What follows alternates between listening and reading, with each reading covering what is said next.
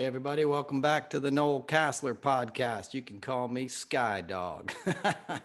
I'm just kidding. I was watching a Dwayne Allman doc the other night, so I had to bust out a little slide.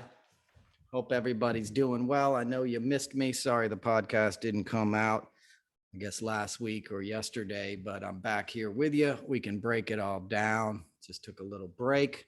That's my prerogative. It's free. There's no commercials and no subscription, which means I have to only work when I'm inspired.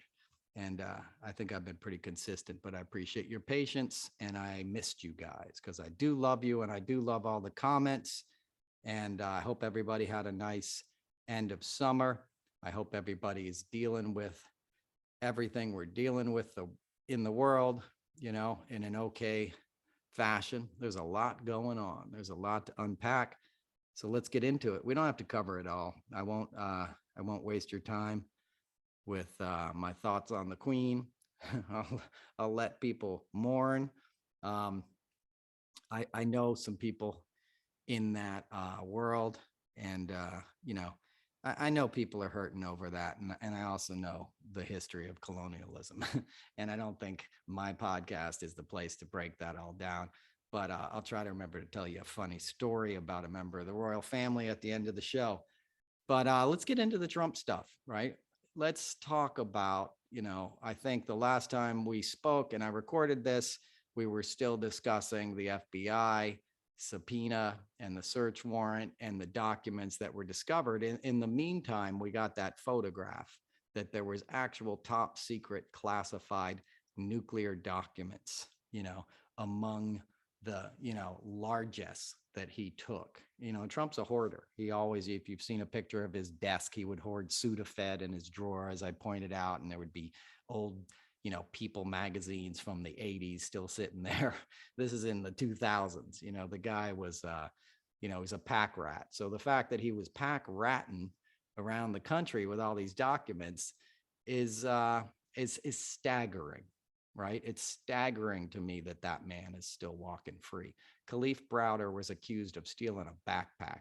He was a 15-year-old little boy, and he got thrown in Rikers Island for 2 years, and he didn't survive the trauma, right? Donald Trump's been breaking the law his whole life. His first lawsuit, a first sort of case investigation that the DOJ launched against him was against him and his father in 1973. For racial discrimination. His father was a grifter, okay? His dad made Trump a millionaire by the time he was 11 years old because his father would put properties in his children's names to get out of paying taxes. That's what we learned in the excellent reporting that came out in the New York Times. Suzanne Craig and Russ Buettner, with the help of Mary Trump, broke that story. So, it's a family of grifters who have been breaking the law their entire career. His grandfather was famously a brothel owner in the Pacific Northwest. Trump's dad was laundering money for the Gambino crime family.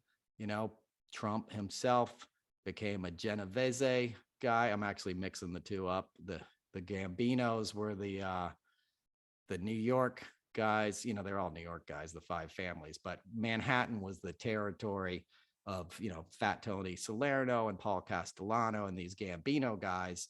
Trump's father had always built for the Genoveses. And when Trump told his dad he was going to build a tower in Manhattan, his dad was like, that's not our territory, right? We don't have protections there. But Trump was the young Turk who struck out on his own.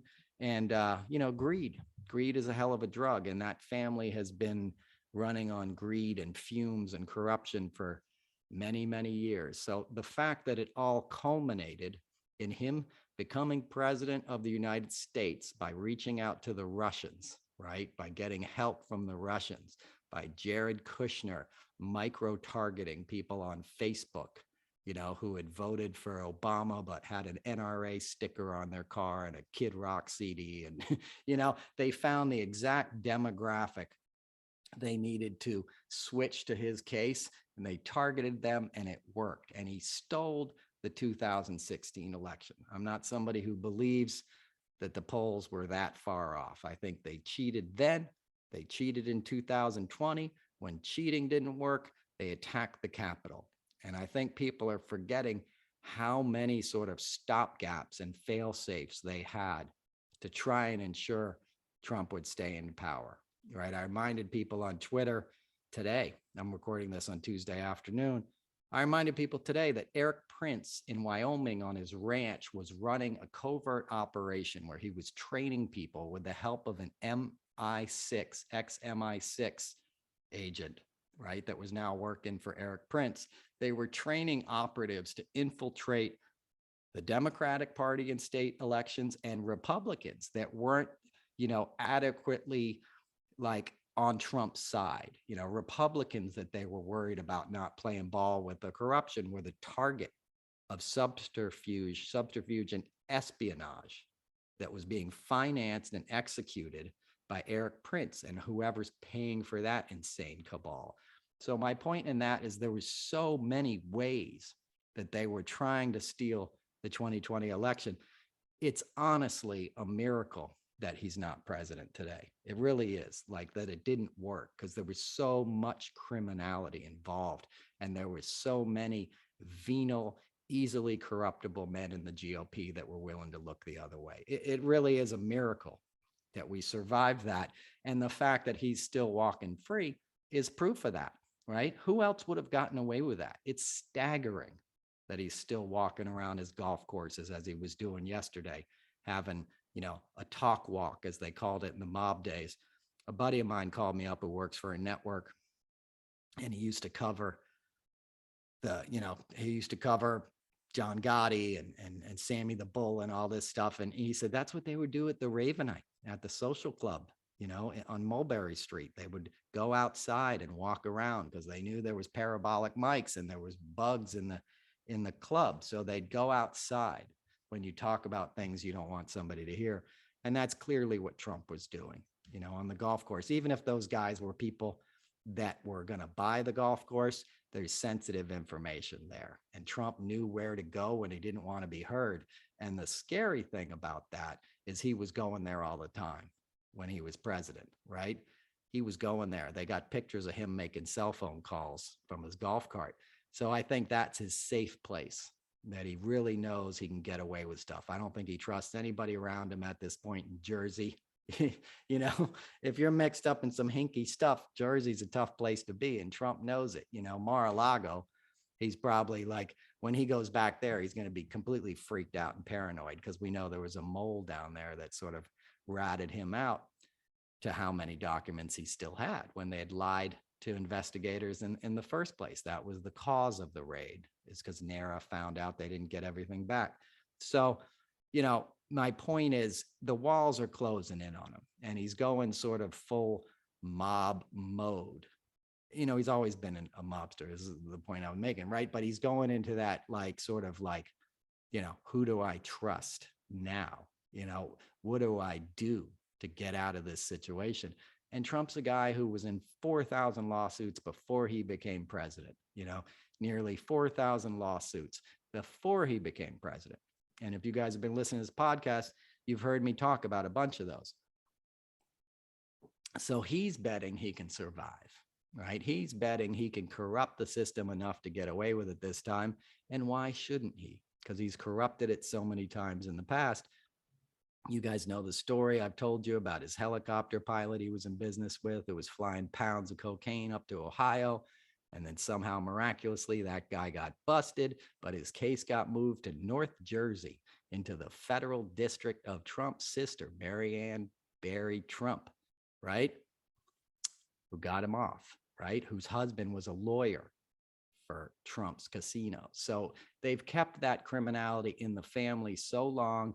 They've been able to get their tentacles out into the Justice Department enough to get him off on a technicality all the time, right? That's what we saw in that judge, a woefully unqualified judge in South Florida who had never tried a case, became a lifetime federal, circuit judge, right? I don't know if it's district or circuit, whatever. I'm not a lawyer, but you know who I'm talking about, right? The one who allowed him to have a special master. And every other legal expert has been like, that's insane. How are they doing this? What is she basing it on? She's basing it on nothing other than fealty to Trump. And that's what he did to the GOP. That's what the GOP is now, right? It's just an arm of Trump's criminal operation. And you're going to do whatever the boss asked you to do to continue to be an earner, right? And that's what Lindsey Graham is doing with his nationwide abortion ban that he announced this morning, which is the cause for me recording this podcast, because I know if some of you guys want to listen, I don't want to keep you hanging, and that's traumatic. It's traumatic. It's an assault on women and women's rights. And we're in 2022, and we're having to deal with something that we assumed was settled case law, right? But Trump was allowed to make appointments on the Supreme Court. And it wasn't just Trump. Alito had been on there during George W. Bush, right? George W. Bush put Alito on the court in 2005. And back then, since we're in a 9/11 commemorative week, everybody was like letting Bush do whatever he wanted. The Democrats weren't giving him any like pushback on any of his judicial choices. That's when Chris Christie became a federal prosecutor, a guy who normally would have been a little too corrupt for that gig. And it was post 9/11. And in the spirit of togetherness, Democrats just sort of, allowed him to have his choices because they thought he was going to be this, guy fighting terrorism and stuff. And instead, he was putting whack jobs like Alito on the court, And the New Yorker did a great piece on Alito recently. Like, Alito was a guy from Trenton who ended up going to Princeton and then Yale Law School and like never like fit in with the 60s, right? He was opposed to like women's rights and feminism and hippie, anti-war protests, and all these things sort of offended him, on a cellular level. And then he became an advocate to repeal those things. And that's who they find. That's who the Federalist Society, of which Alito, is a champion, and speaker. That's who they wanted to put in power, right? Ever since Carter was president and they realized environmentalism and equality, and battling racism were going to be things that people on the left were going to be serious about and were going to implement, the right had to answer that. And they answered it through this law and order sort of manipulation, war on the poor that Reagan, came into office on, and people ate it up in the suburbs. They loved that. And then things happened like 9/11 that made people sort of react reflexively and not look deep at who the people were that were getting put on federal benches. And that's why I'm talking about Alito, because he was a guy whose life's goal was to repeal abortion. And he's the guy who obviously wrote the memo that was leaked that effectively the Dobbs case, which effectively took it away, in many states and perhaps on a nationwide level, coming this fall or coming if they take back the House, and that should scare people. It should scare people that there's somebody like Lindsey Graham out there, a 65-year-old man who's never been in a relationship with a woman in his life. Why is he telling people, women, what's good for them? So it's terrifying. And I'm not saying this to scare you. I'm just saying it's scary how deep the corruption goes, is the point I'm trying to make. And it's why Trump is still walking free, right? You don't go to prison when you know the guys that build the prisons, right? That's kind of the rule. The establishment, a rich white guy, he's not going to get caught up in stuff that somebody who, not even white, a poor white guy, if Trump had grown up poor in the Bronx, he would have been dead or in jail by the time he was 20 years old. Just based on his aberrant personality alone, right? But he went on to grift for decades, to sexually assault women, to cheat on all his wives, to cheat on his business partners, to hold everybody to NDAs, to attack beauty pageant contestants and still get a network show after that, to have Jeff Zucker in charge at NBC, when Trump was clearly on drugs and clearly a lunatic, and we'd all pretend that he was a billionaire because Mark Burnett had a hit show on his hands. I didn't pretend. I was a freelancer and I talked about it as soon as he ran for president. But a lot of people went along with it because there was money to be made, right? And that's the American way, a buck for the class that rules, and classicism and sort of the ruling, elite are shaping this country in ways that we may not recover from if we don't get real serious about it. You know, it's like climate. It's on us right now. You know, it's on us. We're experiencing the hottest temperatures on records across the globe. You know, last time I spoke, a third of Pakistan was underwater. I think it went up to half of the country. Millions and millions of people are displaced. You know, we're in an emergency mode, and you're not even hearing about it. You're hearing about a funeral in England that's lasting for 2 weeks. You know, so I'm just saying that to the point that, like, we don't really want to face the harsh truths, and we don't really want to face how corrupt our judicial system may already be.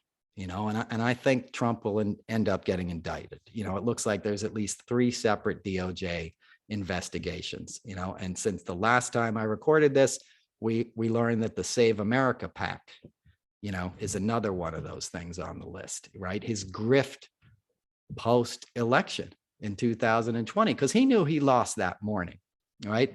Trump knew that very morning he had lost the election. I know because I was listening to him when he went to a campaign headquarters in Northern Virginia, and he gave a little speech for the cameras trying to rally the troops. And I could hear in his voice that the narcissist in him knew he had lost. I could hear the defeat in his voice because they have internal polling, right? So they knew he didn't have a chance. And he was a broken man that whole day. That's why they didn't even get him out to give a speech at the White House till like almost 2 a.m. And then he walked out there, obviously high out of his brain, you know, when a drunk Rudy Giuliani had told him, hey, we're just going to fight it. We're going to fight it. You know, and even their closest aides were trying to keep Giuliani away from him, you know, that he wouldn't fall under that spell. But I think when they laid out to Trump that he could grift off it, that he could now send out fundraising texts and emails and ask for more money, a light went on, right? And he collected $250 million by lying and saying the election was stolen. And he knew it wasn't stolen.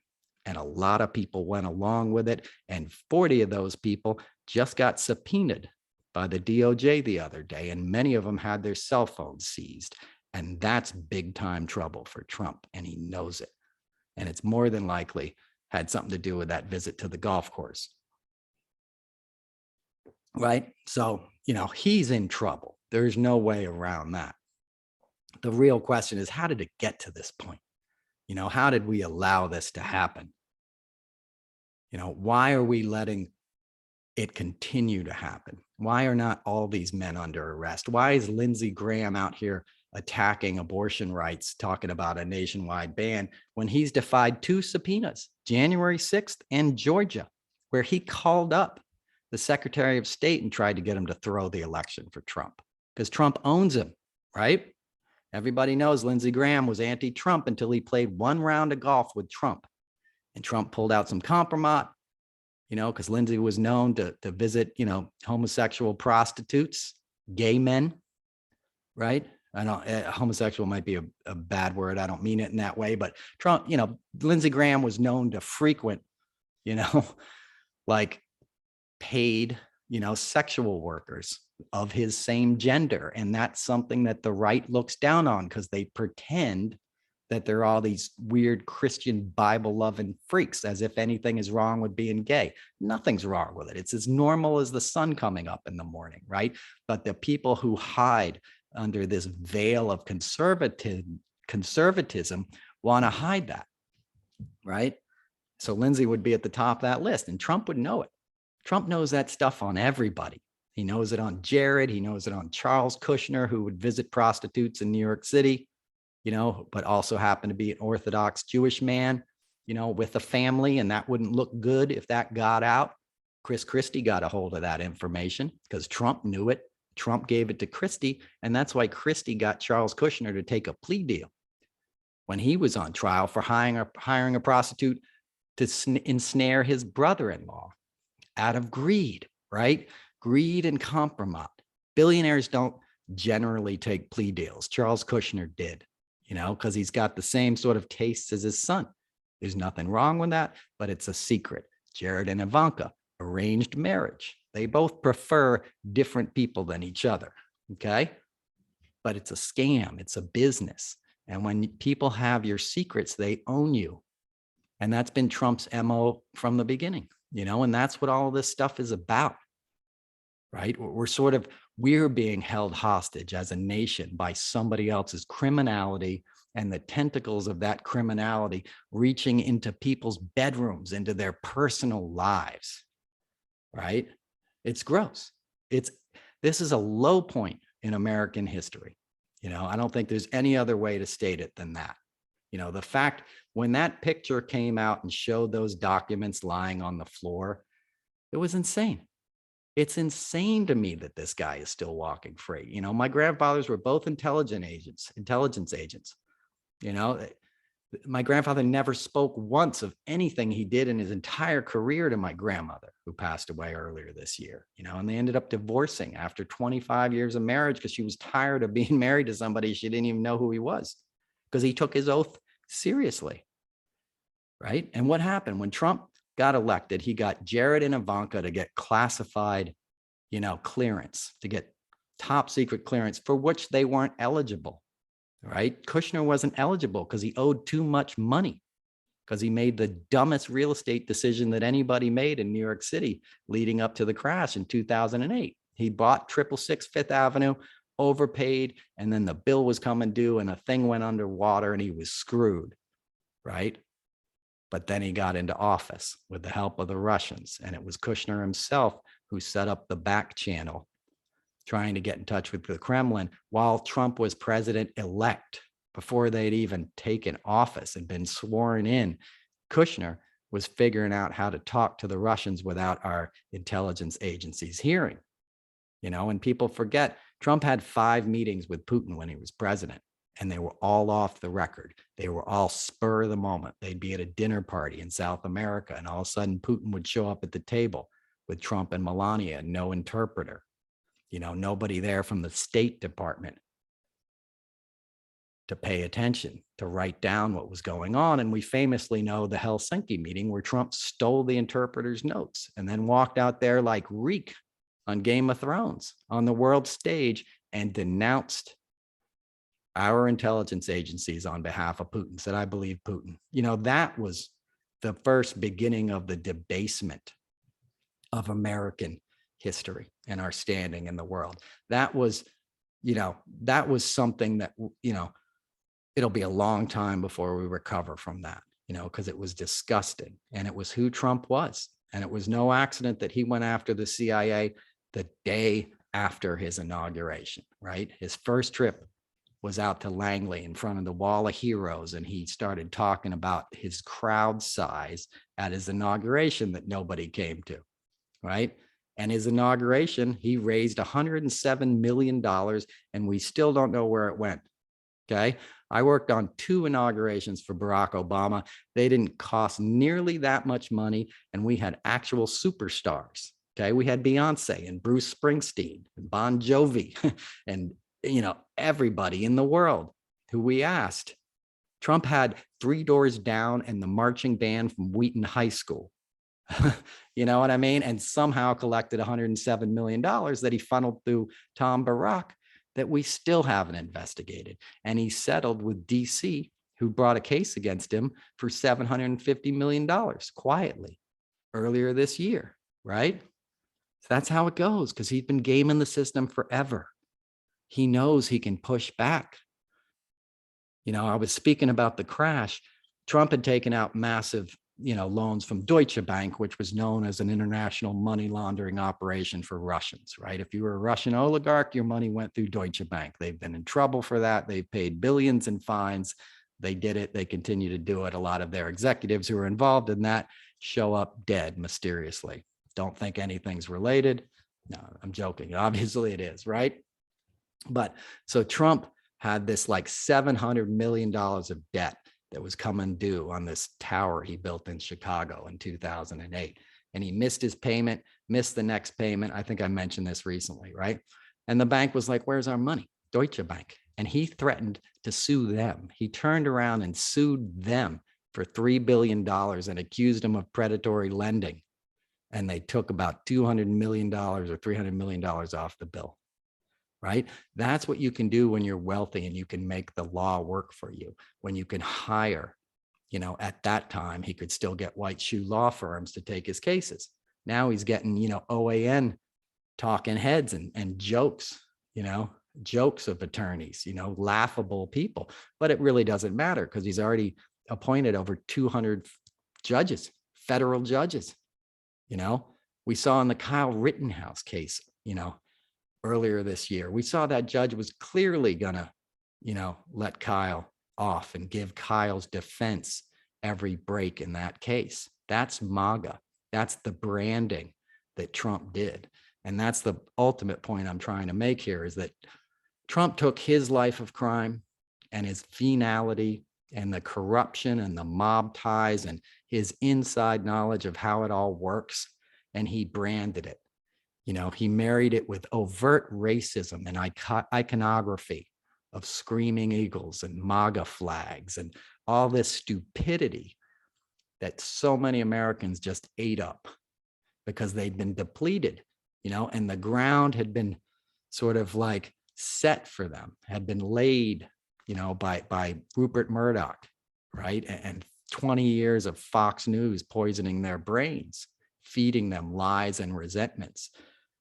So you wave the flag, you jingle a thing, and then you get this big oaf showing up telling them the Mexicans are their problem, and they eat it up, and they did. And now it's a systematic thing.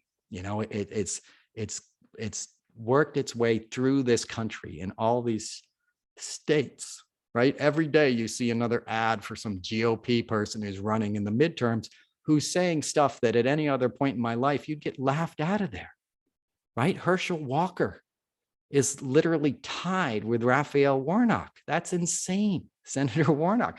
I worked with Herschel. He was on Celebrity Apprentice. Most people forget that. He's dumb as a box of rocks. He's gotten hit in the head 1,000 times on a football field. He's not somebody you need to put in the Senate. And he's kind of twisted too, if you can judge anything by what he's saying, and that's the most cynical thing, is that they're putting him up there because he's Black, just like Clarence Thomas, wasn't qualified at all. Clarence Thomas went to Yale and stuff. He's not a dumb guy, but like Clarence Thomas wasn't the best choice, but he was Black, and he knew, George H.W. Bush knew conservatives and Democrats couldn't really push against him. He was the perfect kind of guy for that moment. And even though it was shown that he was a sexual predator and anybody with a brain believed Anita Hill, he got confirmed, right? And then H.W. Bush's son becomes president and puts Alito on there. And this is establishment. H.W.'s dad was a senator from Connecticut, right? It's a ruling class. It's a monarchy, right? But without kings and titles, but it's the same sort of thing. It's based on taking something from others and ruling over them and making sure all the wealth moves up like a Ponzi scheme, like a pyramid scheme, right? And that the ruling class can still control the legislature and the judicial branch of this country and the presidency. And the only difference between Trump and these other guys is that in the past, there was a level of decorum, like they all did some shady stuff. H.W. Bush was, was working with Noriega and the CIA to sell drugs in the 80s, under Reagan's either knowledge or not knowledge, depending on, if you believe him or not. I think he probably didn't even have a clue what was going on. I don't think he'd have a problem with it if he knew. I think he was just eating jelly beans and, having some pudding and going to bed. And, behind the scenes, Al Haig and all these guys were doing whatever they wanted, but so you had Ollie North and that whole cabal, right? And then HW gets to take over for Reagan, right? You have all the stuff he did. You had his first Iraq war. Then you had 9/11 happen when his son, becomes president. And we prosecute two wars that have nothing to do with 9/11, which was financed by members of the Saudi Arabian family. We flew those guys out of the country, the next day, right? On Rocket Cargo, by the way, which is a freight company. If you're in a band and you're moving your gear to Europe, you use a company called Rocket Cargo. And the brother of that company is friends with a rock star I used to work with. I won't mention his name, but he knew him. And that guy was the flight that flew like the remaining members of the bin Ladens out of the country, the one plane that was allowed to leave when the air was shut down for 2 days. You weren't allowed to fly. And Trump himself makes his phone call, his famous phone call, saying he saw bodies flying out of the towers, which you can't from Midtown, right? You can't see that from 56th and 5th Avenue. Okay. You don't see any of it. You can, but he lied. And he said he saw people like, dancing on roofs in Jersey City and celebrating, which was a lie. It was just designed to gin up, anti-Muslim rhetoric, and Muslims are as American as anybody else. Right. And to my knowledge, he wasn't even in New York City that day. He was in Mar-a-Lago vacationing with another couple. And a guy told this whole story. He said, me and my wife were friends with Trump. We went down there.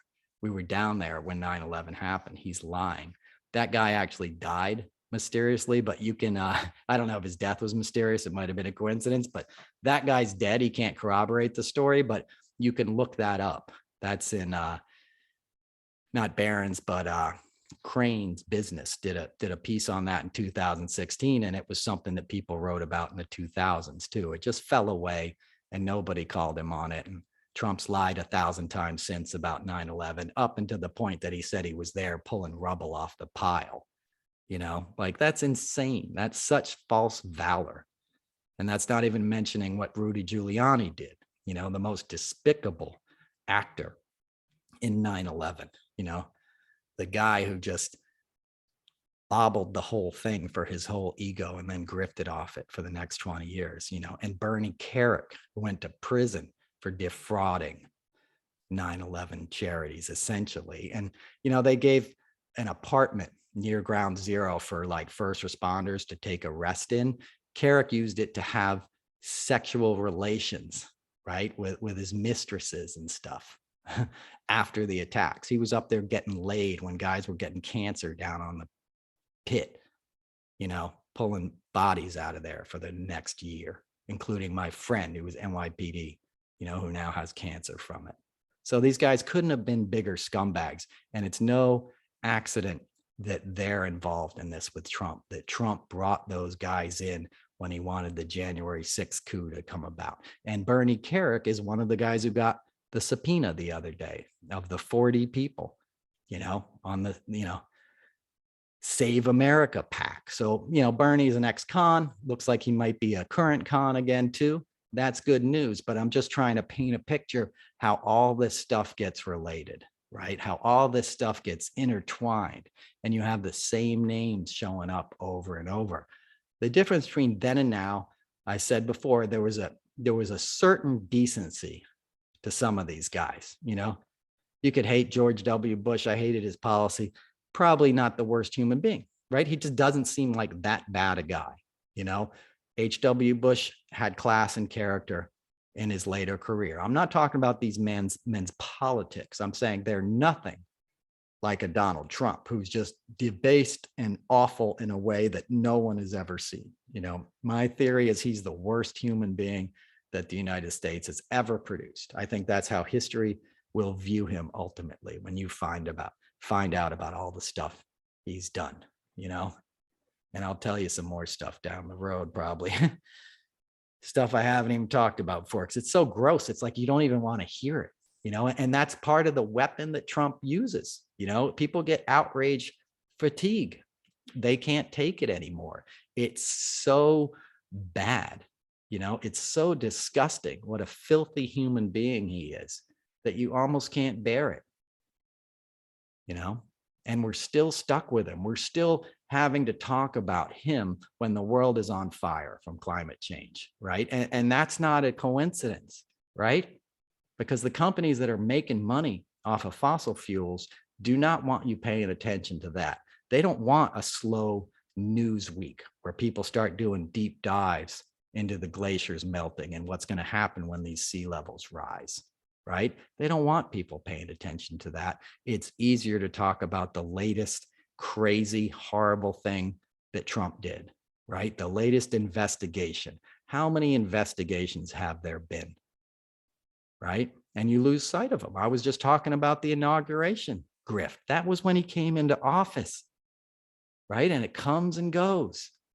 You know, another thing he did when he came into office is when you're elected president, I just told this to my friend Pete Dominic, who has a cool podcast I just did. But, you know, when you're president of the United States, there's an office in the White House called the military office, like military affairs or something. And those are the guys who work for DOD who carry the nuclear football, right? They have to make sure that, you know, one of their officers is always near the president with the suitcase that has the codes in it, you know, that you famously, it's like handcuffed to his wrist kind of thing, you know, the highest level of sort of like global security, because that's, you know, if you have to launch a nuclear warhead, that's the suitcase that has the, you know, however it works, you know, that you punch in these numbers or whatever, right? So it's probably the most sensitive thing you could think about that comes along with being president, right? Like an honor and a daunting kind of responsibility, right? So when Trump becomes president, the DOD, you know, in this military office at the White House has to figure out like how they can have access to Trump, you know, how they can be near him at all times. As I said, if they need to run in at 3 a.m, they have to be there. So they figure out they have to rent an apartment in Trump Tower in case he ever goes to Trump Tower, right? So at that point in 2020, even though Trump Tower is a gaudy, shitty place that nobody would ever really want to live in who had any sort of class, you know, Michael Jackson lived there at one point, but you know, it's full of like poker dens and you know, Russian mobsters and oligarchs, because he would just sell apartments for cash, right, through these cutouts and stuff, you know, through like, you know, LLCs and stuff, just the scummiest level of real estate brokering you could do. I have some friends that were, you know, involved in that, and it was no secret in New York, you know, so these anonymous people would pay cash for apartments, you know, like his drug dealer buddy I just talked about. When he got out of prison, he got a $2.5 million all cash apartment at Trump Tower after serving, you know, 13 months up in Danbury or whatever. So Trump has this shitty tower, right? But at market rate, it's 50 or 60 grand a month for a 3,500 square foot apartment. If it's furnished, maybe 60 grand a month, which is insane, right? But normal market rate for New York City. So the DOD has to rent one of these apartments. And what does Trump do? He raises the rate more than double to $130,000 a month. And the DOD rents this apartment, right? They sign an 18-month lease and put $2.5 million in Trump's pocket to have a place to keep the nuclear football. Trump never goes there. You know, he goes to New York City once to see Chuck Zito at the Garden and score some meth at a UFC fight. And that's it, you know? So he ripped off our country. He grifted them. And my point in this is that was his first thought, you know, when given the awesome responsibility of being president of the United States and knowing you were going to be the one guy, you know, if that moment, God forbid, ever arose that would have to, you know, liquefy the planet, you know, in response to some kind of attack, you know, that you were going to have access to the nuclear football. All Trump could think about is how he could use it to put money in his pocket. And he did, and he got away with it. And he did the same thing to the Secret Service, right? Every time they'd go to Mar-a-Lago, he'd rip them off. You know, at one point, they went down early in his presidency to Mar-a-Lago and they didn't have any rooms, right? And they went to the front desk and said, you know, we need a room near the president. He's, you know, we got to protect him. And they said, oh, I'm sorry, we don't have anything near him. There's something across the street though. Would you like to be across the street? And it was a big deal for them. You know, they were screwed in that moment, right? So the next time they started booking rooms in advance, just in case he went there so they could protect him. It was a grift. Trump knew about it. He knew what to tell those people at the front desk. That's all they saw was, how do we grift? You know, Ivanka was doing it at the inauguration, raising rates to thousands of dollars a night for Trump hotel rooms, you know, when market rate would be $600. There's no grift too small or too petty for that family. They would steal craft service items at the end of a taping day on Celebrity Apprentice. I mean, they're as low class, griftiest, if it's not tied down, we're going to steal it kind of people as you've ever met. Right. And I point those things out because that's how they reacted, to the nuclear football. Think of that. Like, not like, wow, that's an awesome responsibility. It's just like, how can I rip off the government? The same government that he never paid taxes on, that his father never paid taxes on. So you're talking about people who've only taken from this country and have weakened it in a way that is literally mind-boggling. Nobody else would have ever gotten away with this. You have put people to death for far less, with capital punishment and stuff. He makes the Rosenbergs look like chump change, and it's ongoing. There's an article today that NARA, the archives don't even know if we've gotten all the information back that he stole post, subpoena, post the FBI going in there. They still don't think they have everything back, which means it's floating around, and we know that they sold secrets, and you can pretty much narrow it down which country, that Saudi Arabia and UAE would be most interested in knowing their nuclear capabilities, which is what we learned. Some of the information Trump stole had to do with another nation's defense capabilities, right? And there's only 7 or 8 nations that have nuclear, capabilities. So you can do the math.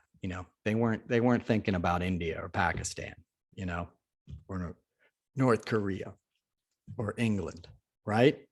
They were thinking about the same country, that Jared Kushner, who grew up with Netanyahu sleeping in his bedroom, had been doing all this business with, and this week is the 2nd anniversary of the Abraham Accords, which was a business venture between Kushner and Kingdom of Saudi Arabia, and parts of Israel to open up trade. And that's conveniently where he was on January 6th, and then smugly comes back, to the country and takes a shower in the middle of the riots, and it's also, this is gossipy, but it's also worth noting Ivanka disappeared from Twitter after, January 6th and didn't tweet again until Jared's book came out a couple weeks ago, and then had over a dozen tweets like, go buy his book, oh, yay, it's #1.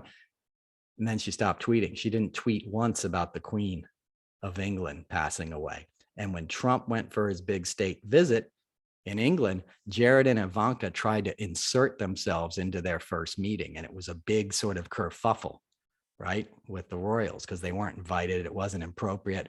And it ended up, there wasn't room on the helicopter. So that's how they got Jared and Ivanka out of the situation. But Ivanka was clearly trying to get her picture with the Queen, as was Jared, right? And trying to insert themselves on the world stage because they're hungry, they're thirsty for that. And we know all the other examples of them doing that. But it's interesting, they didn't get away with it. And there was no statement from Ivanka like, we're so sorry that the Queen of England has passed. What a remarkable woman. We got to, because they still got to go there and be there for the days of pageantry or whatever. But that spitefulness, that pettiness, that's just a little psychological kind of tell. The other thing that was interesting about that trip, and God bless the Queen for not allowing it to happen, is that Trump, when he was originally planning it, thought he tried to plan his visit like with them and said, okay, I want to be taken through London in a horse-drawn carriage, because he was trying to impress his mom. His mom's dead, obviously, but like she was from Wales or something. And like, they're all into that kind of pomp and circumstance. So, Trump sort of viewed it as his coronation and thought, the whole nation was going to roll out the red carpet, and they were going to take him touring through London in a horse-drawn carriage. And we all saw what they actually did. He was stupidly standing there and stood in front of the Queen and didn't get on the right side of her and just looked like a big oaf in a too small tuxedo, right? But he thought he was going to have this big, the greatest thing to ever happen to London was the Trumps coming to visit. And they knocked it down. They clearly had disdain for him. And the other interesting thing about that visit is Trump had breakfast with Prince Andrew, his old running buddy from Epstein's townhouse and island and Mar-a-Lago and all this shit, right? Trump had a private breakfast with Prince Andrew during that visit that wasn't on the schedule. And he was asked about it a few days later. And he goes, I don't know Prince Andrew. I've never met him. Dude, you just had breakfast with him. And there's pictures of you and Epstein and, whatever Trump's wife's name is, Melania, hanging out, right? Like in the past. So Trump clearly had a private meeting with Prince Andrew to talk about Epstein, and they took care of the problem and blah, blah, blah. Andrew's obviously a pedophile. Trump's a pedophile, sexual predator. Epstein was in business of selling young women to these powerful men, including probably Bill Clinton, who went down to his island. And I've worked with Clinton. I like the Clintons. I'm not bringing them into it. I'm just trying to be honest about how many people were wrapped up in the whole Epstein thing, from royalty to, American presidents, which is why Epstein went away, right? And none of that came out. Even Ghislaine, whose dad was, Robert Maxwell, who was like sort of another, international arms dealer, scumbag guy who's been tied up with all these same characters forever. There's a reason all this stuff went away, right? So I don't know what the point is really of all that. It's just interesting, when I see all this on TV, like you don't hear about that a lot, and we're all supposed to be polite. And obviously the royal family is stripped Andrew of his official duties, but scumbag, right? Clear, and I don't think Prince Charles, King Charles or whatever, is going to probably last too long. The video clips I've seen are pretty embarrassing in the last couple of days of him just, being a total like douchebag to the people around him. That kind of goes with that sort of wealth. Prince Harry, on the other hand, I've met. He's an incredible young man. He's we did a thing. I probably told this story before. We did a polo match on Governor's Island a few years ago, more, probably 10 years ago or something. And Madonna was playing, and not even playing. Madonna was just a guest, and she insisted on having a car in the island, to take her from when she got off the ferry, because you take a ferry from Manhattan. And it was just a real logistical pain in the ass. And, we got her there, and she wouldn't take her seat until she sat under this parasol that was like $700 that we had to go out and purchase for her and all this stuff. And Prince Harry was like, had his own gig down, and at the end of the thing, he played too. He played polo. At the end of the thing, there'd been a woman who was a 9/11 survivor, I believe, this wonderful singer, a Black woman who's just a great singer and part of the, New York Fire Department. And she sang like the anthem or something that day. And at the end of the match, Harry didn't care about Madonna. He didn't care about the VIPs. He said, where's that woman? I want to thank her. I want to thank her. Her singing meant something to me. And he sought her out and took a picture with her. And it was genuine. It wasn't something for the cameras. It was something that showed his character, and you can see in the way that Meghan Markle is being treated right now, you can almost see the distillation of centuries of racism getting focused in on one woman, and it's disgusting. It's disgusting. And I'll leave it at that. I've been watching a Bob Marley documentary too. Bob Marley, people got tear gassed at his funeral, and everyone knows the history of Jamaica and England. But I'm telling you, I'm not going to get into it because I know it's sensitive, and I'm part English. I have an English grandmother and passed away, step grandmother. But I've spent a lot of time in England, and I love a lot of people in Britain. I'm not like dissing on you, and I'll tell you that story I promised at the beginning now. But I worked for a certain rock band that I've mentioned before, and one of those members is actually an OBE, which is a thing the Queen gives you or gave you or something. He could care less. He's not somebody who gives into that stuff. But another guy in that band was an American guy who was very impressed with that and called himself a royalist, which or a monarchist or some ridiculous thing that I told to this other member, and he laughed like crazy. But we were going to this dinner. I basically had to go along to this dinner at like a lord's house or something, and I didn't want to go. We'd go to London every year, and we'd play the Royal Albert Hall and stuff. And got to stay in this nice hotel next to Kensington Palace. And I love London. I'd live there in a heartbeat. It's probably my favorite city. And so I'm psyched to have the night off in London. And I get a call from the band's manager and they're like, you got to go along with this dinner. And I'm like, let him go with who invited him. There's already somebody going. And they're like, no, you have to go, just in case something happens, we want you there. And like, so I had to insert myself in this situation that I wasn't invited to, right? And it was bad form for me to show up, and I had to show up, and they made me sit upstairs while they all ate dinner. I sort of sat upstairs with the help, and there was a guitar there, and I wrote a cool song called London Skies while I was waiting, for the dinner to be over. And at the end of the dinner, it was okay for me to go down to the table when they were having dessert or something and join them. And this guy, pulls out a guitar, the guy I'm with, right? The rock star, who I love. This is not a diss on him. And he starts singing a song, like singing for his supper, essentially. And it was hilarious because it was an electric guitar that the guy who owned the house had, and like a little practice amp. And we plug him in and he's playing and he's like, hey, more reverb, more delay. Like he's barking orders at me like we're already at Royal Albert Hall and he's got his full concert rig. I'm like, dude, this is a practice amp and we're sitting at a kitchen table. That's as good as it's going to sound, But he plays this song and it's actually really sweet and a pretty intimate performance, right? Pretty cool thing. And at the end of it, there's this lady who's sitting at the table, very beautiful, cool person, who's sitting there, who I'd never met before. And you can see she's sort of jazzed about the music, and this guy's really jazzed to be performing for her. And she's like, if you drew a sketch of what you thought like a princess would be and look like, it's this woman. And so he finishes playing and he's like, hey, would you like to come to our concert? We're playing Royal Albert Hall tomorrow night. She goes, yes, that would be lovely, And so rockstar guy turns to me and he goes, make sure that happens, Noel, get her name on the list. So I pull out my phone and I'm like, as you do, you take down names and you put them on the guest list, So I'm like, can I have your name? And she goes, Ella. And I'm like, what's your last name? And she goes, Windsor.